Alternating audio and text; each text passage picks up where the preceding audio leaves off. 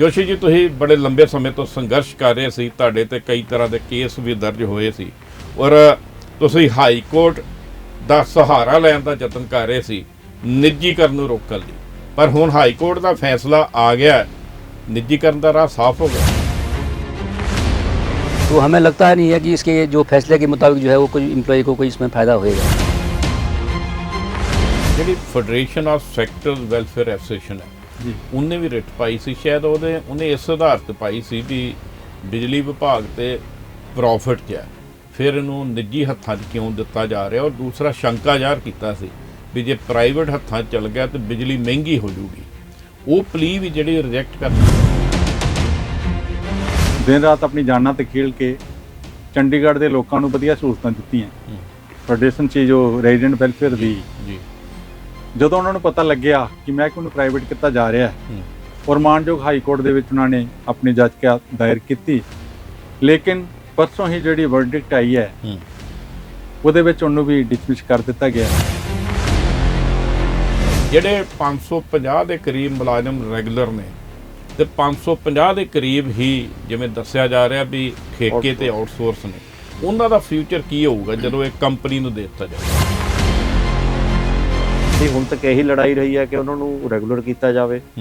ਤੇ ਇਸੇ ਗੱਲ ਦੀ ਮੇਨ ਚਿੰਤਾ ਹੈ ਜੀ, ਕਿਉਂਕਿ ਜਿਹੜਾ ਮਤਲਬ ਹੁਣ ਫੈਸਲਾ ਆਇਆ ਸਾਡੇ ਸਾਹਮਣੇ ਉਹਦੇ 'ਚ EMPLOYEES ਦੇ ਜਿਹੜੇ ਕੋਈ ਹੱਕ ਸਾਨੂੰ ਕੋਈ ਲੱਗਦਾ ਨਹੀਂ ਕੋਈ ਬਹੁਤੇ ਉਹਦੇ 'ਚ ਸੇਫ ਹੋਣਗੇ। ਸਰਕਾਰ ਜਿਹੜਾ ਇਹ ਫੈਸਲਾ ਲੈ ਕੇ ਆਈ ਸੀ ਉਹ ਤੇ ਉੱਥੇ ਲੈ ਕੇ ਆਈ ਜਿਹੜੇ ਕਿ ਲਾਸ ਮੇਕਿੰਗ ਡਿਪਾਰਟਮੈਂਟ ਸੀਗੇ, ਇਹ ਤੇ ਫਾਇਦੇ ਵਿੱਚ ਸੀਗਾ, ਇਹ ਤਾਂ ਸਰਕਾਰ ਨੂੰ ਕਮਾ ਕੇ ਦੇ ਰਿਹਾ। शीशा बोलदा सच अज तुहाडे नाल चंडीगढ़ के लखां वसनीकां ते नाल दी नाल देश भर के लखां बिजली कामिਆਂ ਦੀ गल करांगे। एक वड्डी खबर बाहर आई है, हुण चंडीगढ़ च बिजली सप्लाई का पूरा सिस्टम प्राइवेट कंपनी के हत्थ होऊगा, भाव चंडीगढ़ बिजली विभाग हुण निजी हत्थां 'ਚ दे दिता जाऊगा तो कंपनी चंडीगढ़ियां नूं हुण बिजली मुहैया करेगी। इहदे ते कई तरह के शंके ने, खास करके मुलाजम बड़े चिंतित ते परेशान ने बिजली विभाग दे, और ये सारे मुद्दे ते चर्चा करांगे क्योंकि पंजाब ते हरियाणा हाई कोर्ट का फैसला आउण तो बाद चंडीगढ़ बिजली विभाग नूं निजीकरण ਉਹਦਾ ਕਰਨ ਦਾ ਮਾਮਲਾ ਜਿਹੜਾ ਆ ਉਹਦਾ ਰਸਤਾ ਹੁਣ ਸਾਫ਼ ਹੋ ਗਿਆ। ਔਰ ਇਸ ਸੰਬੰਧ ਵਿੱਚ ਚਰਚਾ ਕਰਨ ਲਈ ਯੂਟੀ ਦੇ ਪਾਵਰਮੈਨ ਯੂਨੀਅਨ ਦੇ 3 ਮੇਨ ਲੀਡਰ ਜਿਹੜੇ ਸਾਡੇ ਸਟੂਡੀਓ 'ਚ ਆਏ ਨੇ, ਜਿਹਦੇ ਵਿੱਚੋਂ ਪ੍ਰਧਾਨ ਧਿਆਨ ਸਿੰਘ ਜੀ, ਜਨਰਲ ਸਕੱਤਰ ਗੋਪਾਲ ਦਾਸ ਜੋਸ਼ੀ ਤੇ ਮੀਤ ਪ੍ਰਧਾਨ ਸੁਖਵਿੰਦਰ ਸਿੱਧੂ ਜੀ। ਜੋਸ਼ੀ ਜੀ ਤੁਸੀਂ ਬੜੇ ਲੰਬੇ ਸਮੇਂ ਤੋਂ ਸੰਘਰਸ਼ ਕਰ ਰਹੇ ਸੀ, ਤੁਹਾਡੇ ਤੇ ਕਈ ਤਰ੍ਹਾਂ ਦੇ ਕੇਸ ਵੀ ਦਰਜ ਹੋਏ ਸੀ ਔਰ ਤੁਸੀਂ ਹਾਈ ਕੋਰਟ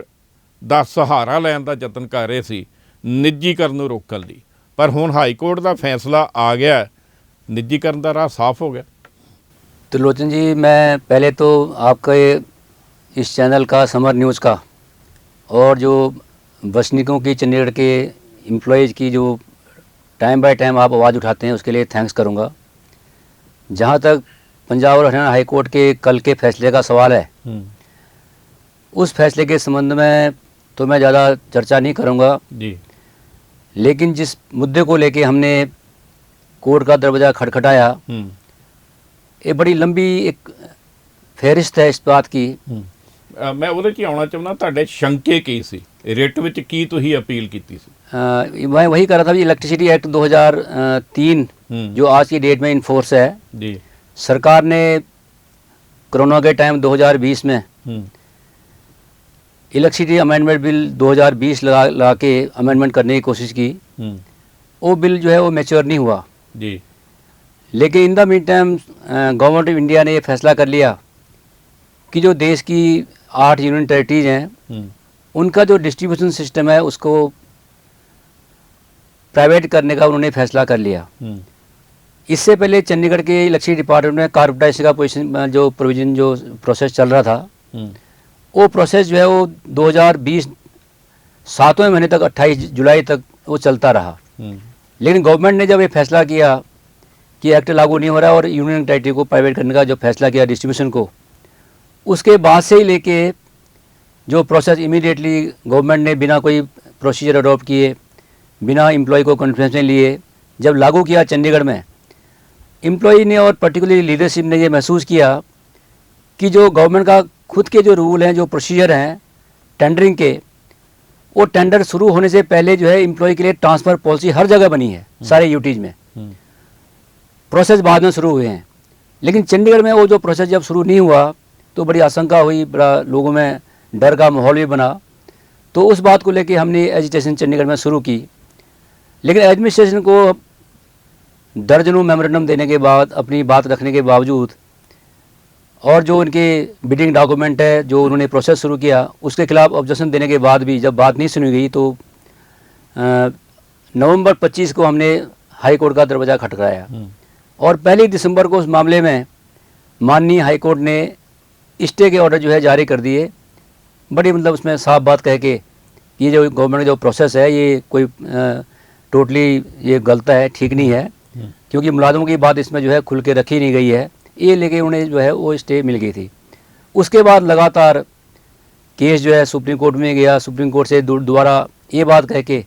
कि 3 महीने में हाई कोर्ट जो है अपना डिसीजन दे इस मामले में मेरिट के बेस पर, ऑन मेरिट जो सारे आर्गूमेंट सुनने के बाद। लेकिन वो 2 बार जो है सुप्रीम कोर्ट भी जाना पड़ा, बार सीएम भी डाली गई, इसमें रेजिडेंट जो फेडरेशन है वो भी इन्वॉल्व हुई है, और ये बड़ा लंबी जो है वो कई बेंचों में ये सुनवाई हुई है। और आज जो 31 अगस्त को जो फैसला रिजर्व रखा गया था, 6 नवंबर को कल ये फैसला जो है प्रोनाउंसमेंट हो गया। तो इस करके जो हमें उम्मीद थी इस मामले में जो एम्प्लॉय का जो है वो कोई डिसीजन होएगा, तो हमें लगता नहीं है कि इसके जो फैसले के मुताबिक जो है वो कोई एम्प्लॉय को कोई इसमें फ़ायदा होएगा, क्योंकि मेन शंका एम्प्लॉय की यही थी कि उनके जो सर्विस कंडीशन है, उनके पे स्केल्स हैं, उनके पेंशनरी बेनिफिट हैं, वो जो है intact as a government employees, क्योंकि चंडीगढ़ के जो एम्प्लॉयज़ हैं शुरू से ही 1966 से सेंट्रल गवर्नमेंट के सर्विस कंडीशन इनके ऊपर लागू थी। बिजली के एम्प्लॉयज जो है वो एज ए गवर्नमेंट डिपार्टमेंट में है, उनके ऊपर ही सारी सर्विस कंडीशन सेंट्रल गवर्नमेंट की रही है। और 1991 के बाद टोटली जो है स्केल भी और सर्विस कंडीशन भी पंजाब गवर्नमेंट की हुई। मुड़ के पिछले 2022 में अप्रैल 2022 के बाद दोबारा जो है सेंटर के स्केल और सेंट्रल सर्विस कंडीशन लागू हो गई है। इस करके हमारा ये था कि जो हमारे ऊपर कम से कम, ठीक है, गवर्नमेंट की पॉलिसी है, जो गवर्नमेंट के फैसले हैं, वो फैसले जो है गवर्नमेंट की अपनी जगह है, उनको भी हम इतना नहीं हमारे ऊपर वो है। लेकिन जहाँ तक मुलाजिम का मुद्दा है, क्योंकि बहुत बड़ी एग्जांपल है कि मुलाजिम जहाँ भी जो कोई अगर बोर्ड टूटे हैं, कोई कारपोरेशन बनी है, कंपनियां कोई बनी है, वहाँ पर मुलाजिमों के हित जो है हमेशा ही देखे गए हैं, वाच किए गए हैं। थोड़ा जिहा ध्यान ਸਿੰਘ ਲਗਾਉਣਾ ਚਾਹੁੰਦਾ, ਜਿਹੜੀ federation of sectors welfare association ਹੈ ਜੀ, ਉਹਨੇ ਵੀ ਰਿਟ ਪਾਈ ਸੀ, ਸ਼ਾਇਦ ਉਹਨੇ ਇਸ ਆਧਾਰ ਤੇ ਪਾਈ ਸੀ ਵੀ ਬਿਜਲੀ ਵਿਭਾਗ ਤੇ ਪ੍ਰੋਫਿਟ 'ਚ ਹੈ, ਫਿਰ ਇਹਨੂੰ ਨਿੱਜੀ ਹੱਥਾਂ 'ਚ ਕਿਉਂ ਦਿੱਤਾ ਜਾ ਰਿਹਾ, ਔਰ ਦੂਸਰਾ ਸ਼ੰਕਾ ਜ਼ਾਹਰ ਕੀਤਾ ਸੀ ਵੀ ਜੇ ਪ੍ਰਾਈਵੇਟ ਹੱਥਾਂ 'ਚ ਚੱਲ ਗਿਆ ਤਾਂ ਬਿਜਲੀ ਮਹਿੰਗੀ ਹੋ ਜਾਊਗੀ। ਉਹ ਪਲੀ ਵੀ ਜਿਹੜੀ ਰਿਜੈਕਟ ਕਰਤੀ। ਹਾਂ ਸਰ, ਜਿਵੇਂ ਤੁਸੀਂ ਕਾਫੀ ਲੰਬੇ ਸਮੇਂ ਤੋਂ ਤਰਲੋਚਨ ਜੀ ਇਹਨੂੰ ਕਵਰ ਕਰ ਰਹੇ ਹੋ ਕਿ ਬਿਜਲੀ ਦਾ ਮੁਲਾਜ਼ਮ ਜਿਹੜਾ ਦਿਨ ਰਾਤ ਕੰਮ ਕਰਕੇ ਇਸ ਮਹਿਕਮੇ ਨੂੰ ਚਲਾ ਰਿਹਾ ਹੈ,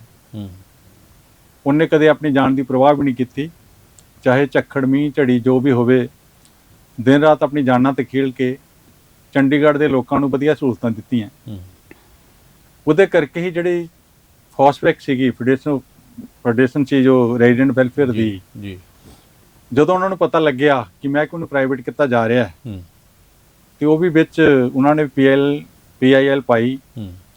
ਕਿਉਂਕਿ ਉਹਨਾਂ ਨੂੰ ਇਹ ਲੱਗਿਆ ਕਿ ਬਿਜਲੀ ਦਾ ਜਿਹੜਾ ਵਿਭਾਗ ਹੈ ਚੰਡੀਗੜ੍ਹ ਦਾ, ਉਹ ਪੂਰੇ ਦੇਸ਼ ਦੇ ਵਿੱਚ ਸਭ ਤੋਂ ਵਧੀਆ ਸੇਵਾਵਾਂ ਦਿੰਦਾ ਹੈ। ਉਹਦੇ ਨਾਲ ਨਾਲ ਜੋ ਸਰਵਿਸਿਜ਼ ਵੀ ਪ੍ਰੋਵਾਈਡ ਕੀਤੀਆਂ ਜਾਂਦੀਆਂ, ਮੇਰੇ ਖਿਆਲ ਸਭ ਤੋਂ ਇੰਡੀਆ ਦੇ ਵਿੱਚ ਬਿਹਤਰ ਦਿੱਤੀ ਜਾਂਦੀ ਹੈ, ਕਿਉਂਕਿ ਉਹਨਾਂ ਨੂੰ ਕੋਈ ਗਿਲਾ ਸ਼ਿਕਵਾ ਨਹੀਂ ਚੰਡੀਗੜ੍ਹ ਦੇ ਮੁਲਾਜ਼ਮਾਂ ਤੋਂ। ਬਿਜਲੀ ਵਿਭਾਗ ਦੇ ਮੁਲਾਜ਼ਮ ਜਿਹੜੇ ਦਿਨ ਰਾਤ ਆਪਣੀ ਜਾਨਾਂ ਤੇ ਖੇਡ ਕੇ ਘੱਟ ਰਿਸੋਰਸਿਸ ਹੋਣ ਦੇ ਬਾਵਜੂਦ, ਜਿਹੜੇ ਘੱਟ ਗਿਣਤੀ ਉਹਨਾਂ ਦੇ ਮੁਲਾਜ਼ਮਾਂ ਦੀ ਸੰਖਿਆ ਰਹਿ ਗਈ, ਉਹਦੇ ਬਾਵਜੂਦ ਉਹਨਾਂ ਨੇ ਆਪਣੇ ਲੋਕਾਂ ਨੂੰ ਵਧੀਆ ਸੇਵਾਵਾਂ ਦਿੱਤੀਆਂ। ਇਸ ਕਰਕੇ ਉਹਨਾਂ ਨੂੰ ਲੱਗਿਆ ਹੈ ਕਿ ਅਸੀਂ ਵੀ ਜੋ ਗਵਰਨਮੈਂਟ ਦੇ ਮਹਿਕਮਾ ਹੈ, ਜਿਹੜਾ ਪਬਲਿਕ ਸੈਕਟਰ ਤੱਕ ਯੂਨਿਟ ਹੈ, ਉਹਨੂੰ ਬਚਾਉਣ ਦੇ ਲਈ ਉਹ ਵੀ ਮੈਦਾਨ 'ਚ ਆਏ ਔਰ ਮਾਨਯੋਗ ਹਾਈ ਕੋਰਟ ਦੇ ਵਿੱਚ ਉਹਨਾਂ ਨੇ ਆਪਣੀ ਯਾਚਕਾ ਦਾਇਰ ਕੀਤੀ। ਲੇਕਿਨ ਹੁਣ ਜਿਵੇਂ ਤੁਸੀਂ ਕਹਿ ਰਹੇ ਹੋ, ਪਰਸੋਂ ਹੀ ਜਿਹੜੀ ਵਰਡਿਕਟ ਆਈ ਹੈ ਉਹਦੇ ਵਿੱਚ ਉਹਨੂੰ ਵੀ ਡਿਸਮਿਸ ਕਰ ਦਿੱਤਾ ਗਿਆ ਤੇ ਜਿਹੜਾ ਨਿੱਜੀਕਰਨ ਦਾ ਰਾਹ ਪੱਧਰਾ ਹੋ ਗਿਆ, ਕਿਉਂਕਿ ਜਿਹੜੇ ਉਹਨਾਂ ਲੋਕਾਂ ਦੇ ਕੰਸਰਨ ਸੀ ਕਿ ਜਿਹੜੇ ਬਿਜਲੀ ਦਾ ਮਹਿਕਮਾ ਹੈ, ਗਵਰਨਮੈਂਟ ਦਾ ਅਦਾਰਾ ਹੈ, ਇਹ ਸੇਵਾਵਾਂ ਵਧੀਆ ਦਿੰਦਾ ਹੈ, ਉਹ ਵਧੀਆ ਦੇ ਰਿਹਾ ਹੈ। ਇੱਕ ਆਮ ਪ੍ਰਭਾਵ ਇਹ ਹੈ ਲੋਕਾਂ 'ਚ ਵੀ ਜੇ ਪ੍ਰਾਈਵੇਟ ਕੰਪਨੀ ਨੂੰ ਦੇਤਾ ਉਹ ਤੇ ਉਹਨਾਂ ਦੀ ਮੁੱਠੀ 'ਚ ਜਦੋਂ ਮਰਜ਼ੀ ਰੇਟ ਵਧਾ ਦੇਣਗੇ। ਅੱਗੇ ਗੱਲ ਕਰਦੇ ਬਿਲਕੁਲ ਸੁਖਵਿੰਦਰ ਜੀ, ਟੋਟਲ 1780 ਪੋਸਟਾਂ ਸੈਂਕਸ਼ਨਡ। ਮੈਂ ਤੁਹਾਡੇ ਨਾਅਰੇ ਕਈ ਸਾਲਾਂ ਤੋਂ ਸੁਣਦਾ ਆ ਰਿਹਾ ਸੀ, ਤੁਸੀਂ ਨਾਅਰਾ ਲਾਉਂਦੇ ਸੀ ਵੀ ਜਿਹੜੀਆਂ ਮਨਜ਼ੂਰਸ਼ੁਦਾ ਪੋਸਟਾਂ ਖਾਲੀ ਨੇ ਉਹ ਭਰੀਆਂ ਜਾਣ। ਉਹ ਤੇ ਹੁਣ ਕਹਾਣੀ ਖਤਮ ਹੋ ਗਈ, ਤੁਹਾਡਾ ਸੁਪਨਾ ਹੀ ਉਹ ਸਾਕਾਰ ਹੋਇਆ ਹੀ ਨਹੀਂ, ਟੁੱਟ ਹੀ ਕਹਿ ਸਮਝੋ। ਜਿਹੜੇ 550 ਦੇ ਕਰੀਬ ਮੁਲਾਜ਼ਮ ਰੈਗੂਲਰ ਨੇ ਤੇ 550 ਦੇ ਕਰੀਬ ਹੀ ਜਿਵੇਂ ਦੱਸਿਆ ਜਾ ਰਿਹਾ ਵੀ ਠੇਕੇ ਤੇ ਆਊਟਸੋਰਸ ਨੇ, ਉਹਨਾਂ ਦਾ ਫਿਊਚਰ ਕੀ ਹੋਊਗਾ ਜਦੋਂ ਇਹ ਕੰਪਨੀ ਨੂੰ ਦੇ ਦਿੱਤਾ ਜਾਊਗਾ? ਦੇਖੋ, ਸਾਡੀ ਜਿਹੜੀ ਮੇਨ ਲੜਾਈ ਹੁਣ ਤੱਕ ਰਹੀ ਹੈ ਇਸ ਮੁਲਾਜ਼ਮਾਂ ਦੇ ਫਿਊਚਰ ਸੇਫ ਦੇ ਨਾਲ ਨਾਲ ਜਿਹੜੇ ਰੈਗੂਲਰ EMPLOYE ਦੇ ਨਾਲ ਨਾਲ ਜਿਹੜੇ ਸਾਡੇ ਕੋਲ ਆਊਟਸੋਰਸ ਤੇ ਮੁਲਾਜ਼ਮ ਆਏ ਹੋਏ ਆ, ਉਹ ਸਾਡੇ ਬਿਜਲੀ ਡਿਪਾਰਟਮੈਂਟ ਦੇ ਵਿੱਚ ਬਾਕੀ ਡਿਪਾਰਟਮੈਂਟਾਂ ਵਾਂਗੂ ਨਹੀਂ ਆਊਟਸੋਰਸ ਤੇ ਰੱਖੇ ਗਏ ਕਿ ਇਹਨਾਂ ਨੂੰ ਠੇਕੇਦਾਰ ਨੇ ਸਾਡੇ ਕੋਲ ਭੇਜਤਾ ਵੀ ਤੁਸੀਂ ਕੰਮ ਕਰੋ। ਅੱਧ ਤੋਂ ਜ਼ਿਆਦਾ ਮੁਲਾਜ਼ਮ ਉਹ ਹੈਗੇ ਜਿਨ੍ਹਾਂ ਨੇ ਬਿਲਕੁਲ ਪੂਰਾ ਪ੍ਰੋਸੀਜਰ ਅਡਾਪਟ ਕਰਕੇ ਰੈਗੂਲਰ EMPLOYE ਡਿਪਾਰਟਮੈਂਟ ਨੇ ਰੱਖੇ ਆ, ਡਿਪਾਰਟਮੈਂਟ ਨੇ ਉਹਨਾਂ ਦੇ ਇੰਟਰਵਿਊ ਲਈ ਆ, ਉਹਨਾਂ ਦੇ ਟੈਸਟ ਲਏ ਆ, ਬਕਾਇਦਾ ਰਿਟਨ ਟੈਸਟ ਹੋਇਆ। ਫਿਰ ਕੁਛ ਜ਼ਿਆਦਾ ਨਫਰੀ ਸਾਡੇ ਕੋਲ ਉਹ ਵੀ ਹੈ ਜਿਨ੍ਹਾਂ ਦੇ ਮਤਲਬ ਪ੍ਰੈਕਟੀਕਲੀ ਵੀ ਉਹਨਾਂ ਤੋਂ ਟੈਸਟ ਲਿਆ ਗਿਆ ਤੇ ਉਹਨਾਂ ਨੂੰ 6-6 ਸਾਲ ਹੋ ਗਏ ਤੇ ਸਾਡਾ ਤਾਂ ਮਤਲਬ ਸਾਡੇ ਕੋਲ ਟ੍ਰੇਨਡ ਹੋ ਗਏ ਉਹ ਪੂਰੇ। ਤੇ ਉਹਨਾਂ ਦੇ ਭਵਿੱਖ ਬਾਰੇ ਸਾਨੂੰ ਚਿੰਤਾ ਹੈ ਕਿ ਉਹ ਜਿਹੜੇ ਹੁਣ ਆਪਣੀ ਉਮਰ ਮਤਲਬ ਕੁਛ ਤਾਂ ਐਸੇ ਆ ਜਿਹੜੇ ਆਪਣੀ 25 ਸਾਲ ਤੋਂ ਉਮਰ ਵੀ ਵਿਹਾ ਚੁੱਕੇ ਆ, ਉੱਪਰ ਓਵਰੇਜ ਹੋ ਚੁੱਕੇ ਆ ਡਿਪਾਰਟਮੈਂਟ ਜਿਹਦੇ ਜਾ ਕੇ ਟ੍ਰੇਨਡ ਵੀ ਹੋ ਚੁੱਕੇ ਆ, ਕਿਤੇ ਜਾ ਨਹੀਂ ਸਕਦੇ। ਤੇ ਸਾਡੀ ਹੁਣ ਤੱਕ ਇਹੀ ਲੜਾਈ ਰਹੀ ਹੈ ਕਿ ਉਹਨਾਂ ਨੂੰ ਰੈਗੂਲਰ ਕੀਤਾ ਜਾਵੇ ਤੇ ਇਸੇ ਗੱਲ ਦੀ ਮੇਨ ਚਿੰਤਾ ਹੈ ਜੀ, ਕਿਉਂਕਿ ਜਿਹੜਾ ਮਤਲਬ ਹੁਣ ਫੈਸਲਾ ਆਇਆ ਹੈ ਸਾਡੇ ਸਾਹਮਣੇ, ਉਹਦੇ 'ਚ EMPLOYEES ਦੇ ਜਿਹੜੇ ਕੋਈ ਹੱਕ ਸਾਨੂੰ ਕੋਈ ਲੱਗਦਾ ਨਹੀਂ ਕਿ ਬਹੁਤੇ ਉਹਦੇ 'ਚ ਸੇਫ ਹੋਣਗੇ ਤੇ ਉਹਦੇ ਲਈ ਤਾਂ ਸਾਨੂੰ ਫਿਰ ਜਿਹੜੀ ਅਗਲੀ ਕਾਨੂੰਨੀ ਪ੍ਰਕਿਰਿਆ ਉਹਦੇ ਵੱਲ ਵਧਣਾ ਪਏਗਾ ਸਾਨੂੰ, ਕਿਉਂਕਿ ਮੁਲਾਜ਼ਮਾਂ ਦੇ ਹਿੱਤਾਂ ਤੋਂ ਘੱਟ ਸਾਨੂੰ ਕੋਈ ਮਨਜ਼ੂਰ ਨਹੀਂ ਕੋਈ ਚੀਜ਼। ਗੋਪਾਲ ਜੀ, ਜਿਵੇਂ ਮੈਂ ਗੱਲ ਸੁਣ ਰਿਹਾ ਸੀ ਧਿਆਨ ਸਿੰਘ ਹੋਰਾਂ ਦੀ, ਮੈਨੂੰ ਲੱਗਦਾ ਬੜੇ ਭਰੇ ਮਨ ਵਾਲੇ ਦੱਸ ਰਹੇ ਸੀ, ਜਿਵੇਂ ਖਬਰਾਂ ਆ ਰਹੀਆਂ ਵੀ 871 ਕਰੋੜ ਰੁਪਏ 'ਚ ਉਹ ਦਫ਼ਤਰ ਜਿੰਨਾ ਤੁਸੀਂ ਆਪਣੀ ਸਾਰੀ ਜ਼ਿੰਦਗੀ ਲਾਈ ਹੈ, ਉਹ ਖੰਭੇ, ਉਹ ਤਾਰਾਂ, ਉਹ ਸਟੋਰ, ਉਹ ਟਰਾਂਸਫਾਰਮਰ, ਉਹ ਬਿਜਲੀ ਘਰ ਜਿਹੜੇ ਆ, ਉਹਦੇ 'ਤੇ ਇੱਕ ਪ੍ਰਾਈਵੇਟ ਕੰਪਨੀ ਕਾਬਜ਼ ਹੋ ਜੂਗੀ। ਜਦੋਂ ਕੰਪਨੀ ਸੰਭਾਲ ਲੇਗੀ ਉਹ ਚਾਰਜ, ਉਦੋਂ ਫਿਰ ਗੋਪਾਲ ਦੱਤ ਜੋਸ਼ੀ ਦੇ ਮਨ 'ਚ ਕੀ ਆਊਗਾ ਜਦੋਂ ਉਸ ਦਿਨ ਪਹਿਲੇ ਦਿਨ ਤੁਸੀਂ ਦਫ਼ਤਰ ਜਾਓਗੇ ਵੀ ਅੱਜ ਮੈਂ ਕਿਹੜੇ ਦਫ਼ਤਰ ਜਾ ਰਿਹਾ? नेचुरली त्रिलोचन जी, इस बात का लोगों में भी बड़ा एक डर का माहौल भी है और दहशत भी है कि जो मुलाजम विशेष तौर पे नए मुलाजम रखे गए हैं उनके मन में ज़्यादा डर है। एक गवर्नमेंट एम्प्लॉयज़ जो मैं पहले अभी शुरुआत कर रहा था, जब मैं सारी बातें रखी हैं, जिस दिन इन्होंने प्रोसेस शुरू किया था 1780 पोस्टों में से 779 पोस्टें उस टाइम एग्जिस्ट थी, लेकिन इन 4 सालों में 779 की बजाय 780 नहीं हुई हैं, वो घट के 550 आज की डेट में रह गई हैं। और दूसरी उस रेगुलर एम्प्लॉय और जो सैंक्शन के हिसाब से जो जितना सिद्धू जी ने बात की है कि उनके अगेंस्ट ये टाइप टेस्ट लेके, रिटन टेस्ट लेके, प्रैक्टिकल टेस्ट लेके एम्प्लॉय जो है उनका सारा कुछ प्रोसीजर पूरा करके वो मुलाजिम रखे हैं जो 2016 के बाद। ਉਹਦੀ ਤੁਹਾਨੂੰ ਚਿੰਤਾ ਜ਼ਿਆਦਾ? हाँ, ਉਹਦੀ भी सानू ਉਹਦੀ चिंता ज़्यादा है, क्योंकि पिछली बार इन्होंने क्या किया, अभी जो एक फैसला कर लिया था कि अगर जो LOI हो जाती है, महकमा डिपार्टमेंट जो है वो कंपनी के हवाले हो जाता है, तो उन मुलाजमों के लिए ये कह दिया था कि इनका टेंडर जो है 1 साल की बजाय, क्योंकि हर साल टेंडर की एक्सटेंशन होती है, कि इन मुलाजम जो है जिस दिन भी हैंड ओवर हो गया इनको निकालेंगे। इसके बहुत बड़ी चिंता उन कर्मचारियों में भी है और यूनियन में भी को भी इस बात का मतलब थोड़ा खौफ है कि ये इन मुलाजमों का इन फ्यूचर क्या होएगा।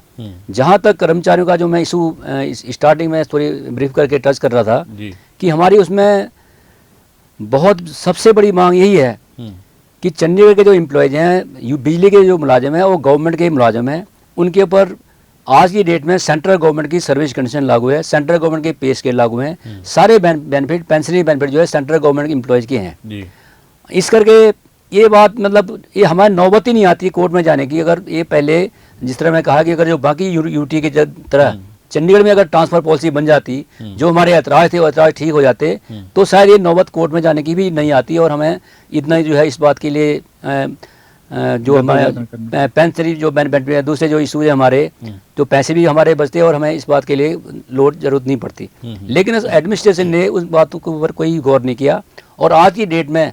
अब भी जो है वो सरकार कोई भी, जबकि एक्ट में ये बात लिखी गई है कि एम्प्लॉय के जो बेनिफिट है वो लेस फेवरेबल नहीं होंगे, उनकी जो सर्विस कंडीशन है वो इंटैक्ट रखी जाएगी। सरकार ने अपने जवाब में भी लिख के दिया, लेकिन आज की डेट में भी हमें लगता नहीं है कि सरकार जो है उन मुद्दों के ऊपर कोई भी जो है सोचने को तैयार है। मसलन के तौर पर चंडीगढ़ में 1996 में एमसी बनी है, 96 में से लेके मुलाजिम की डिमांड रही है, क्योंकि हम उस फेडरेशन के पार्ट रहे हैं कि लड़ाई भी उनके साथ हमने लड़ी है कि जो उन मुलाजमों को जो चंडीगढ़ प्रशासन के मुलाजम थे जिनको एमसी में ट्रांसफ़र किया गया था, कि उनको ऑन डेपुटेशन सरकार जो है वो ट्रीट करे और सारे बेनिफिट जो है सरकार जो है अपने उनको लागू करे। और इन द मीन टाइम जो एमसी अपनी भर्ती करेगा उनके रूल जो है वो अपने उनके लागू होंगे, अलग होंगे। लेकिन जो ट्रांसफर्ड एम्प्लॉयज़ हैं उनके लिए बड़ी लंबी लड़ाई लड़ी गई और 10 साल के बाद सरकार ने जब ये देखा कि लंबी टाइम तक डेपुटेशन टाइम पे नहीं रह सकते, लेकिन उनके लिए फैसला कर दिया कि उनकी जो सर्विस कंडीशन है वो यूटी के मुलाजिम के बराबर होगी, उनके पेंशनरी बेनिफिट टोटली जो है वो चंडीगढ़ एडमिशन बियर करेगी, क्योंकि एमसी का कोई पता नहीं कब वो बैंकरप्ट हो जाए, कब उसमें फाइनेंशियल लॉस हो जाए। इस करके सरकार ने उस मामले में आज की डेट में अगर वो जो मुलाजिम रिटायर हो रहे हैं उनकी pension, gratuity, leave encasement, medical benefit सारे जो है चंडीगढ़ एडमिशन दे रही है। इसी तर्ज पर हमारी भी डिमांड थी, हमने वो नेक्चर लगाया उसमें अपने उसमें कि इस तर्ज के ऊपर जो है चंडीगढ़ के बिजली के मुलाजिमों का भी अगर कोई सरकार इस तरह के फैसले करती है तो हमारी भी सर्विस कंडीशन का बेनिफिट का जो है ध्यान रखा जाए, ये हमने अपने उसमें लगाया था। दूसरा जो पैक के जो पंजाब इंजीनियरिंग कॉलेज है उनके मुलाजिमों के संबंध में भी गवर्नमेंट ने फैसला किया कि इनके जो बेनिफिट जो है वो नहीं सीज होंगे, वो भी हमने लगाया था। और रिसेंटली आपको पता है कि जो गवर्नमेंट प्रेस है, गवर्नमेंट के प्रेस सरकार ने बंद कर दी, और लेकिन उनके लिए भी जो मुलाजिमों को उन्होंने कहा कि जहाँ जहाँ ये एडजस्ट हो सकते हैं उन मुलाजिमों को एडजस्ट किया गया है। इसी तर्ज के ऊपर हमारी अपनी डिमांड भी थी कि अगर सरकार जो है कोई इस तरह की कोई डिसीजन लेती है तो मुलाजिमों का जो है उसमें ध्यान रखा जाए। मेन केस जो अपना एनटीपीसी के मुलाजिमों का है। जब एनटीपीसी को बालको में जो है डिसइन्वेस्टमेंट किया गया, हालांकि ये डिसइन्वेस्टमेंट और प्राइवेटाइजेशन का टोटली फर्क है, लेकिन जो एनटीपीसी जो जगह मुलाजिमों का जब वहाँ पर बालको में जो है ट्रांसफ़र करने की बात की गई थी, सुप्रीम कोर्ट ने भी कहा था कि इन मुलाजिमों को जो है एम्प्लॉयर चेंज नहीं होएगा,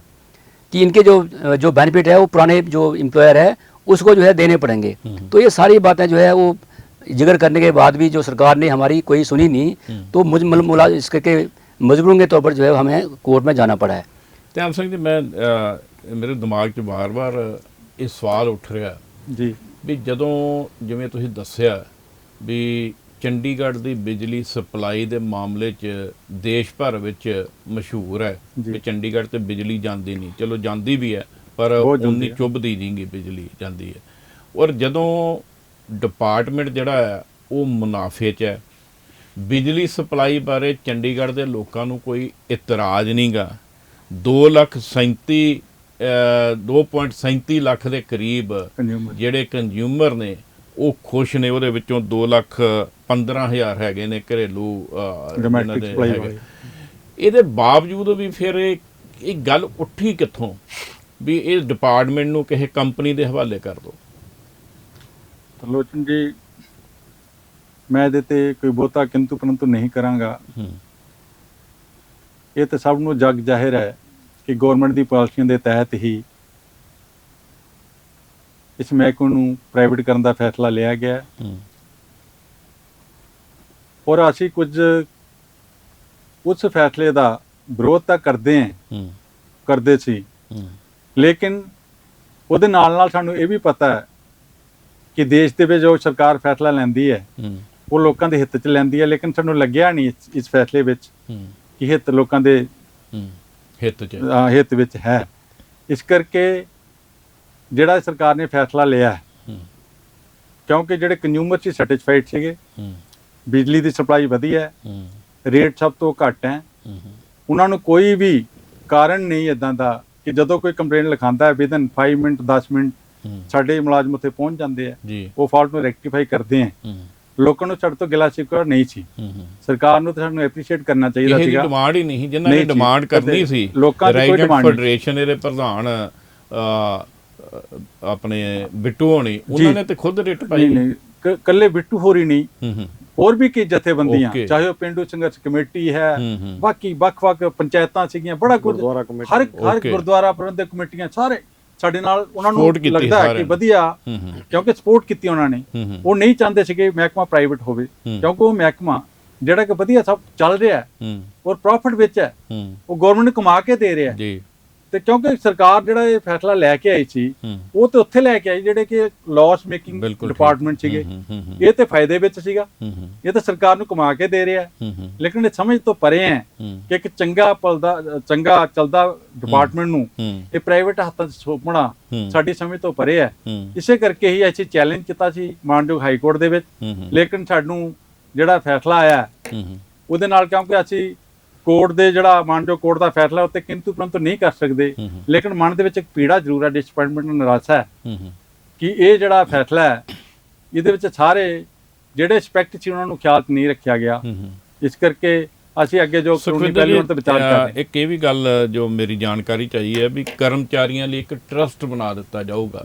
ਜਿਹੜਾ ਮੁਲਾਜ਼ਮਾਂ ਦੇ ਜਿਹੜੇ ਇੰਟਰਸਟ ਹੈ ਉਹਨਾਂ ਨੂੰ ਵਾਚ ਕਰੂਗਾ, ਪੈਨਸ਼ਨ ਤਨਖਾਹਾਂ ਜਿਹੜੀਆਂ ਨੇ ਉਹ ਗਰੰਟੀ ਕਰੇਗਾ, ਉਹ ਦੇਵੇਗਾ। ਫਿਰ ਤੁਹਾਨੂੰ ਸ਼ੰਕੇ ਕਿਉਂ ਨੇ? ਦੇਖੋ, ਸ਼ੰਕੇ ਦਾ ਇਸ ਤਰ੍ਹਾਂ ਜੀ, ਇੱਕ ਪੰਜਾਬ ਦੇ ਵਿੱਚ ਪਨਵਾਇਰ ਕੰਪਨੀ ਸੀ ਪੰਜਾਬ ਸਰਕਾਰ ਦੀ ਜੀ, ਉਹ ਜੀਪੀਐਫ ਜਿਹੜਾ ਸੀਗਾ ਉੱਥੇ ਆਈਐਸ ਅਫਸਰ ਆ, ਪੀਸੀਐਸ ਅਫਸਰ, ਉਹਨਾਂ ਦਾ ਜਿਹੜਾ ਮੈਨੇਜਰ, ਜਨਰਲ ਮੈਨੇਜਰ ਲੱਗਦਾ ਸੀ, ਉਹ ਸ਼ਾਇਦ ਤੁਹਾਨੂੰ ਯਾਦ ਹੋਣਾ ਕਿ ਉਹ ਕਰੋੜਾਂ ਰੁਪਏ ਦਾ ਘਪਲਾ ਕਰਕੇ ਉੱਥੋਂ ਭੱਜ ਗਏ। ਸੋ ਇੱਥੇ ਜਿਹੜੀ ਇਹਦੇ 'ਚ ਇਹਨਾਂ ਨੇ ਪ੍ਰੋਵੀਜ਼ਨ ਰੱਖੀ ਆ, ਉਹ ਜਿਹੜੇ ਮੌਜੂਦਾ ਐਡਵਾਈਜ਼ਰ ਹੋਣਗੇ ਉਹ ਟਰਸਟ ਦੇ ਚੇਅਰਮੈਨ ਹੋਣਗੇ। ਓਕੇ। ਤੇ ਜਿਹੜੇ ਵੀ ਚੰਡੀਗੜ੍ਹ ਦੇ ਵਿੱਚ ਹੁਣ ਅਫਸਰ ਆਉਂਦੇ ਆ, ਚਾਹੇ ਐਡਵਾਈਜ਼ਰ ਹੋਵੇ, ਚਾਹੇ ਮੰਨ ਲਓ ਫਾਈਨਾਂਸ ਸੈਕਟਰੀ ਆ, ਕੋਈ ਵੀ ਆਉਂਦਾ, ਉਹ ਡੈਪੂਟੇਸ਼ਨ ਤੇ ਉਹਨੇ 3 ਸਾਲ ਲਈ। ਹੁਣ ਅਸੀਂ ਕਿਸ ਦੇ ਉੱਤੇ ਇਤਬਾਰ ਕਰ ਲਾਂਗੇ? ਓਕੇ। ਕਿਸੇ ਤੇ ਕੀ ਭਰੋਸਾ ਕਰ ਲਾਂਗੇ ਆਪਾਂ? ਕੋਈ ਪਰਮਾਨੈਂਟਲੀ ਤਾਂ ਬੈਠਾ ਨਹੀਂ। ਤੇ ਕੱਲ ਨੂੰ ਸਾਡੇ ਜੀਪੀਐਫ ਦਾ ਮੰਨ ਲਓ ਕਰੋੜਾਂ ਰੁਪਇਆ ਉਹਨਾਂ ਕੋਲ ਪਿਆ ਹੈ, ਤੇ ਸਾਡੀ ਪੈਨਸ਼ਨ ਦਾ, ਜਿਸ ਤਰ੍ਹਾਂ ਸਰਕਾਰ ਨੇ ਅੱਜ ਇੱਕ ਸਟਰੋਕ ਦੇ ਨਾਲ ਸਾਨੂੰ ਕਹਿਦਾ ਕਿ ਤੁਸੀਂ ਮੰਨ ਲਓ ਕੰਪਨੀ ਦੇ ਮੁਲਾਜ਼ਮ ਹੋ ਜਾਓਗੇ ਜਦੋਂ ਤੇ ਲਾਗੂ ਹੋ ਜਾਏਗਾ। ਇੱਕ ਹੋਣਾ ਹੈ ਵੀ ਅਸੀਂ ਪ੍ਰਾਈਵੇਟ ਕੰਪਨੀ ਦੇ ਮੁਲਾਜ਼ਮ, ਮੈਨੂੰ ਲੱਗਦਾ ਇਹ ਵੀ ਇੱਕ ਹੀਨ ਭਾਵਨਾ ਜੀ ਲੱਗਦੀ ਹੈ। ਨਹੀਂ, ਉਹ ਗੱਲ ਇਹੀ ਹੈ, ਦੇਖੋ ਸੁਪਨਾ ਹੁੰਦਾ ਜੀ ਹਰੇਕ ਦਾ ਕਿ ਸਰਕਾਰੀ ਨੌਕਰੀ ਕਰਨੀ। ਅਸੀਂ ਵੀ ਜਦੋਂ ਜਹਿਦ ਕੀਤੀ, ਲੱਖਾਂ ਮੰਨ ਲਓ ਇੰਨੀਆਂ ਤਿਆਰੀਆਂ ਕੀਤੀਆਂ, ਇੰਟਰਵਿਊਆਂ ਦਿੱਤੀਆਂ, ਫਿਰ ਅਸੀਂ ਇਸ ਪੈਟਰਨ 'ਚ ਆਏ, ਗਵਰਨਮੈਂਟ ਸੋਚ ਕੇ ਪਬਲਿਕ ਸੈਕਟਰ 'ਚ ਆਏ ਆ, ਤੇ ਅਸੀਂ ਇੱਥੇ ਆ ਕੇ ਜੌਬ ਕਰ ਰਹੇ। ਹੁਣ ਅਸੀਂ ਜਿਵੇਂ ਧਿਆਨ ਸਿੰਘ ਜੀ ਕਹਿ ਰਹੇ ਸੀ ਕਿ ਵੀ ਅਸੀਂ ਕੰਮ, ਮਤਲਬ ਅਸੀਂ 4-4 ਬੰਦਿਆਂ ਦਾ ਕੰਮ ਕਰ ਰਹੇ ਹਾਂ। ਜਿਹੜਾ ਇੱਕ ਜੇਈ ਹੈ, ਉਹਦੇ ਕੋਲ 5 ਬੰਦਿਆਂ ਦਾ ਚਾਰਜ ਹੈ। ਜਿੱਥੇ 4 ਲਾਈਨਮੈਨ ਕੰਮ ਕਰਦੇ ਸੀ, ਉੱਥੇ 1 ਲਾਈਨਮੈਨ ਕੰਮ ਕਰਦਾ ਹੈ। ਪਰ ਫਿਰ ਵੀ ਸਾਡੀ ਐਫੀਸ਼ੀਐਂਸੀ ਜਿਹੜੀ ਹੈਗੀ ਆ ਉਹ ਬਿਲਕੁਲ ਘਟੀ ਨਹੀਂ, ਬੈਟਰ ਹੈ। ਮਤਲਬ ਉੱਥੇ ਹੀ ਖੜੀ ਹੈ ਜਿੰਨੀ ਪਹਿਲਾਂ ਪੂਰੀ ਗਿਣਤੀ ਹੋਣ ਦੇ ਬਾਵਜੂਦ ਸੀ, ਉਸ ਦੇ ਨਾਲੋਂ ਵੀ ਵਧੀਆ। ਤੇ ਪਰ ਮਤਲਬ ਇੰਨਾ ਕੰਮ ਕਰਨ ਦੇ ਬਾਵਜੂਦ ਵੀ ਮੁਲਾਜ਼ਮਾਂ ਵੱਲੋਂ ਕੋਈ ਉਹ ਨਹੀਂ ਹੈ। ਇੱਥੇ ਮੁਲਾਜ਼ਮ ਇਹ ਨਹੀਂ ਹੈ ਕਿ ਨਿਕੰਮੇ ਮੁਲਾਜ਼ਮ ਹੈ ਜੀ, ਕੰਮ ਨਹੀਂ ਕਰਦੇ। ਤੁਸੀਂ ਦੇਖੋ ਵੀ 1780 ਪੋਸਟਾਂ ਤੋਂ ਬਾਅਦ 500 ਬੰਦਾ ਰਹਿ ਜਾਣਾ ਤੇ 500 ਆਊਟਸੋਰਸ ਰਹਿ ਜਾਣਾ। 1000 ਬੰਦੇ ਵੱਲੋਂ 2,37,000 ਬੰਦਿਆਂ ਨੂੰ ਸੈਟੀਸਫਾਈ ਕਰਨਾ ਵੱਡੀ ਗੱਲ ਹੈ। 1000 ਦੇ ਵਿੱਚੋਂ ਵੀ ਤੁਸੀਂ ਦੇਖ ਲਓ ਜੀ ਵੀ ਕਲੈਰੀਕਲ ਹੈਗੇ ਆ, ਮਤਲਬ ਫੀਲਡ ਵਾਲੇ ਦਾ ਬੰਦੇ ਜਿਹੜੇ ਹੈਗੇ ਆ 50% ਬਿਲਕੁਲ ਰਹਿ ਗਏ ਆ, ਤੇ ਉਹਨਾਂ ਦੇ ਸਿਰ ਤੇ ਜ਼ਿਆਦਾ ਕੰਮ ਹੈ। ਜੋਸ਼ੀ ਸਾਹਿਬ, ਜਿਵੇਂ ਸਵਾਲ ਮੈਂ ਸੁਖਵਿੰਦਰ ਹੋਣਾ ਕੀਤਾ, ਇੱਕ ਪਾਸੇ ਤੇ ਕਹਿੰਦੇ ਟਰਸਟ ਬਣਾ ਲੈਣਾ ਜਿਹੜਾ ਇੰਪਲਾਈ ਨੂੰ ਕਿਸੇ ਤਰ੍ਹਾਂ ਦੀ ਪਰੇਸ਼ਾਨੀ ਨਾ ਆਵੇ, ਦੂਸਰੇ ਪਾਸੇ ਕੰਜ਼ਿਊਮਰ ਲਈ ਇਹ ਆ ਵੀ ਜਿਹੜਾ ਜੁਆਇੰਟ ਇਲੈਕਟ੍ਰਿਸਿਟੀ ਰੈਗੂਲੇਟਰੀ ਕਮਿਸ਼ਨ ਹੈ ਉਹ ਕਾਇਮ ਰਹੇਗਾ। ਰੇਟ ਜਿਹੜੇ ਨੇ ਵਧਾਉਣ ਦੀ ਘਟਾਉਣ ਦੀ ਜਿਹੜੀ ਹੈ ਰਾਈਟਸ ਉਹਦੇ ਕੋਲ ਹੋਣਗੇ। ਫਿਰ कंज्यूमर नो तो फिर एम्प्लॉई नो फिक्र क्यों लगा है? जहाँ तक ट्रस्ट का इशू है त्रिलोचन जी, तो ट्रस्ट के ही हम जो है वो खिलाफ थे, इस करके खिलाफ थे कि जो गवर्नमेंट एम्प्लॉय का जो स्टेटस है वो स्टेटस ही खत्म होना, जिस तरह कहा भी वही बहुत बड़ा एक नुकसान है, एक सदमा है कि सरकार बिल्कुल। इस करके जो एजी के पास जो है हमारे जीपीएफ जमा होता है, उनके थ्रू सेंट्रल गवर्नमेंट के थ्रू पेंशन मिलती है, तो वो सिस्टम छेड़ा क्यों जाए? जब हम यूटी की एमसी की जो डेपुटेशन वाले मुलाजिमों की बात कर रहे हैं कि जो यूटी से एम्प्लॉय ट्रांसफर होकर एमसी में गए हैं, तो आज उनके सब सारे बेनिफिट इंक्लूडिंग पेंशन जो है वो एजी के थ्रू मिल रही है नगर निगम होने के बावजूद भी। फिर चंडीगढ़ के जो अगर यहाँ पर इस तरह की बात आती है, क्यों नहीं है वो सरकार अगर ये पहले ही डिसाइड कर लेती है कि इनका कोई जीपीएफ नहीं हम किसी में ट्रांसफर करेंगे, इनके बेनिफिट जो है हम कोई चीज नहीं करेंगे, कोई लेस फेवरेबल नहीं होंगे, ये बात कह के ही जो है सारा कुछ नहीं हो जाता। वो फिजिकल तौर पर जो है अगर ये काम नहीं करते तो मैं नेचुरली तौर पर जो है इस पर क्योंकि ट्रस्ट है, हम इसका भी विरोध कर रहे थे कि जो हमारा सेटअप है वो सेटअप में हमें रहने दो।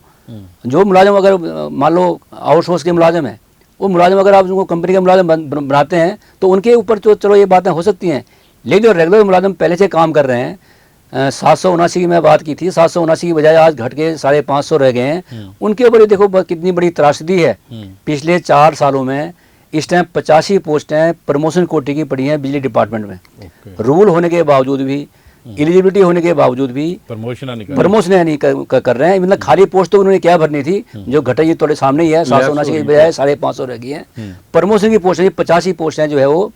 नहीं भरी गई। और आज की डेट में भी लाइनमैन कैटेगरी की, जितना साथी बात कर रहे थे, पोस्टें भी घटी हैं और प्रमोशन कोटे की इस टाइम 33 पोस्टें हैं।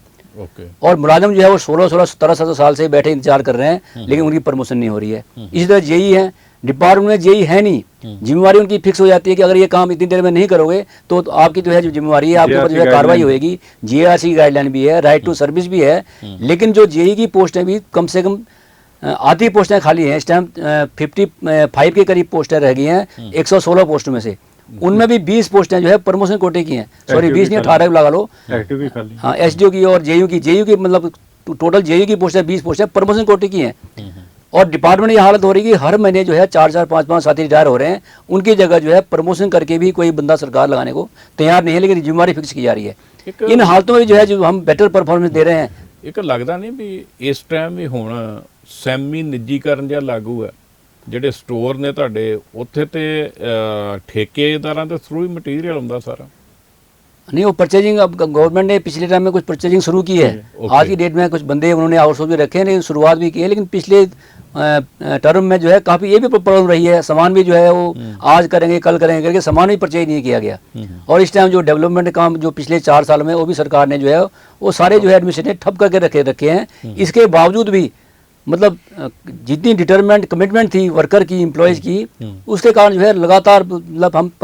पब्लिक को फिर भी बेटर सर्विस दे रहे हैं। इस करके हमें हमारी तो यही उम्मीद है कि सरकार एडमिनिस्ट्रेशन इसके ऊपर गौर करके, ठीक है, जो गवर्नमेंट का